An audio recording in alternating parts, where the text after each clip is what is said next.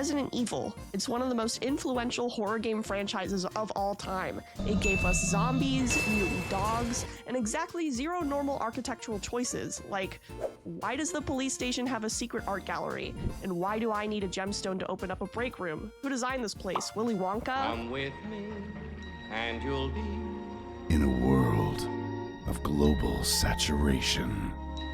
Take a look, and you'll see into your imagination. But I love it. I grew up with it and still replay the classics.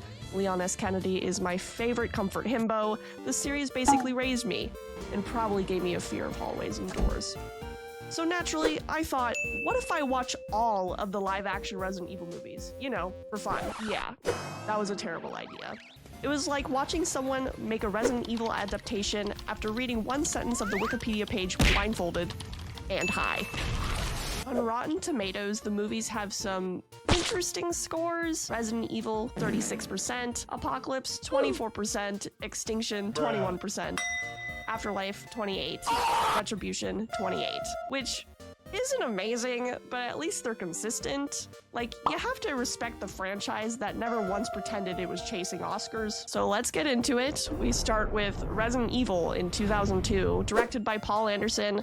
Rotten Tomatoes scores at 36%. The first 5 minutes don't even feel like a zombie movie. It honestly feels like one of those early 2000s spy flicks, like Agent Cody Banks, with the kid from Malcolm in the Middle. All that's missing is Frankie Muniz sneaking around in a leather jacket while Hilary Duff is hacking a computer in the background, which honestly might have been a better movie. And this is where you realize these movies aren't really about Resident Evil, they're about Alice, because the very first shot we get of her is half naked, confused, and lying in a shower, which honestly is how I felt after watching all 6 movies. The classic horror trope of mysterious amnesia and tasteful side boob.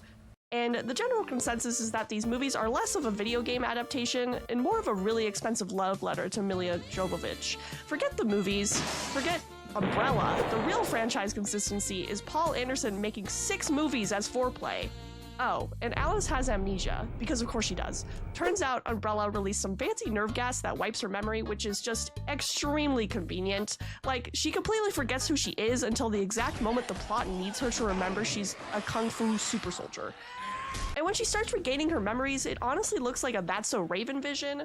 She just stares dramatically into the distance and then suddenly remembers a corporate conspiracy. All that's missing is Raven Simone turning to the camera and saying, "Yup, that's me." Also, random detail, but Alice is left-handed, which just feels wrong to me as a right-handed person. Imagine surviving the zombie apocalypse and the one person saving humanity is doing it backwards. And here's the thing, this movie came out in 2002, when Resident Evil was already having a consistent franchise. Resident Evil 1, 2, 3, and Code Veronica were out, and the GameCube remake was literally releasing a month later.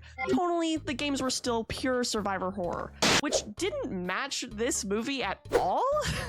So fans were expecting creepy zombies and claustrophobic dread, and instead we get Milla sprinting through an underground raid maze.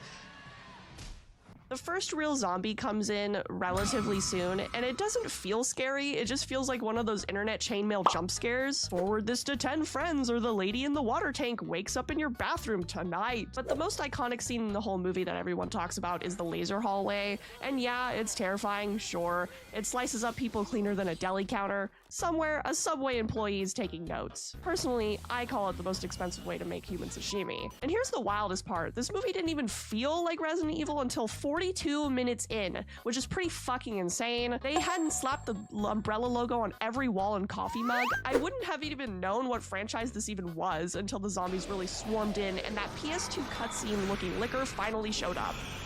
The final showdown happens on the train, the liquor gets knocked under the tracks, and instead of being crushed like a normal monster, it suddenly catches fire and falls off in flames. It's like the movie couldn't decide if it wanted physics or fireworks, and it just said both. Honestly, it feels less like a boss fight and more like a rejected stunt from Universal Studios. And then, right before the credits roll, Umbrella scientists are hovering over Matt, who just got infected, and one of them mutters, "I'd like him in the Nemesis program," which is basically science speak for, yeah, let's turn this poor bastard into a BDSM action figure for the next movie. Stars. Resident Evil 2002 was campy as hell. See how easy that was? Barely made any sense, and honestly just felt like a video game adaptation made by somebody who skimmed the back of the box. But it wasn't terrible. It was a funny 2000s movie. I liked it. But if this is the good one for the rest of the series, then I know that we're gonna be in trouble for later. So yeah, Resident Evil in 2002, honestly, it's dumb, it's campy, and it barely feels like a Resident Evil movie. Somehow, I still had fun watching it. And the worst part is that this is the best one, and it only gets wilder from here. Next up is Resident Evil Apocalypse, aka the one where Jill Valentine shows up, looks amazing, and then immediately gets nerfed because Alice is legally required to be cooler than everyone else.